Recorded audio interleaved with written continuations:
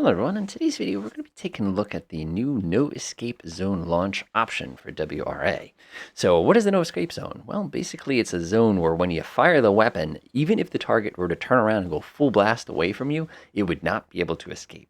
To enable this, of course, you go Control-Shift F9, pop up to WRA, you can select the weapon, in this case I'm using AMRAAM P3s here, and you just set it to No Escape Zone.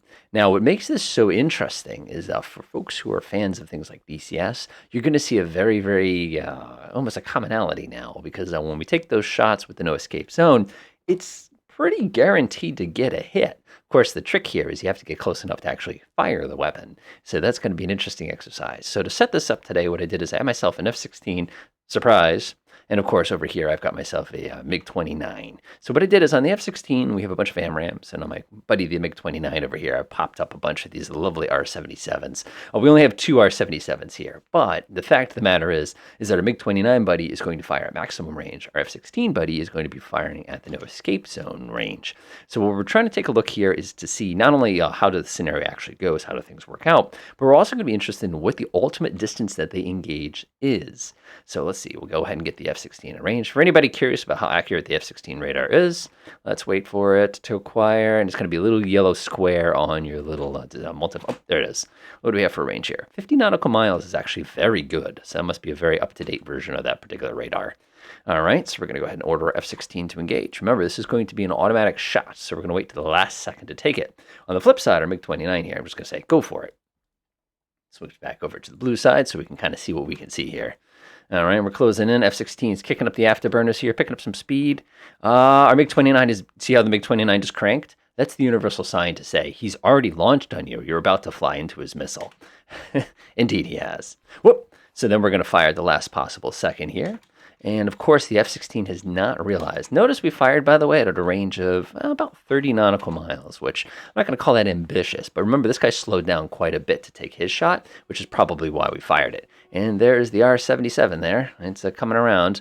MiG-29 buddy has not realized yet that the AMRAAM was fired at such close range, but we can see immediately the fact that this guy has still got quite a bit of energy. We're doing Mach 3, so this is going to be seriously a no-escape situation for the MiG-29. MiG-29's hitting it. Come on, MiG-29, you can do it. Run, run, run, run, run. Okay, turn at the last second. Crank, crank, crank, crank, and he's down. Meanwhile, our F-16 buddy is casually outrunning the R-77 here because the R-77 was fired at a longer range and therefore doesn't have the equal capability that it needs. Now, the real interesting thing to ask yourself here, just keep going, F-16. You're doing great. No. Keep going. You're doing fine. Are you at Afterburner right now? Go to Afterburner. Just keep going. Just keep going. Keep going. The R-77 is down to 0.85. You could just go and get away from it. Come on, there it is. And the R-77 ran out of battery. Sweet. So you can see immediately the tactical benefit of using that shot, with the exception of the fact you have to drive up to the guy you're taking a shot at. Obviously, there's new strategies involved. Now, what I'm most curious about is this. Now things get a little more interesting. So I was experimenting with this a bit to try to get a feel for kind of some of the way that it operates. One of the things I found very interesting, and I'll kind of show you this off here, is what happens if you have two aircraft that are totally different classes. You haven't identified them yet, but you want to go ahead and engage them conventionally with a no escape zone launch. So you can see here that I've acquired one target right here. He's a pretty good distance away. He's traveling at about 400 knots, 100 nautical miles away. I don't have the chart in front of me, but 100 nautical miles. And let's see, carry the one. Yeah, so that's probably a fairly large target. So without doubting, this is probably some heavy bomber or something like that. But we'll continue cruising. You probably notice in God mode that we do have a MiG-29 here, and that's actually a Tupolev 95. So I'm going to keep going. We're just going to kind of keep scanning. We're going to go ahead and engage these using everybody's favorite TWS. Perfect. We've already launched, which is not what I wanted him to do, so I've actually ordered him to delete that weapon. That's the problem with automatic firing range. You got to be kind of cautious with that sometimes. So let's go ahead and put that missile back on your rack where it belongs. Now what I'm going to do is I'm going to go to Control-Shift F9, WRA. We're going to take my AIM-54s, and we're going to go ahead and say no escape zone launch here. And I can actually back everybody up just a tiny bit just to kind of prove my point here. So theoretically, we really should not be firing those AIM-54s at the MiG-29 until we get probably 45, 50 kilometers, or 50 nautical miles out. The Bear, though, the Tupolev 22, rather, that's a backfire. We're going to be aiming at that a lot sooner. So I'm actually going to back them up just a teeny tiny bit here.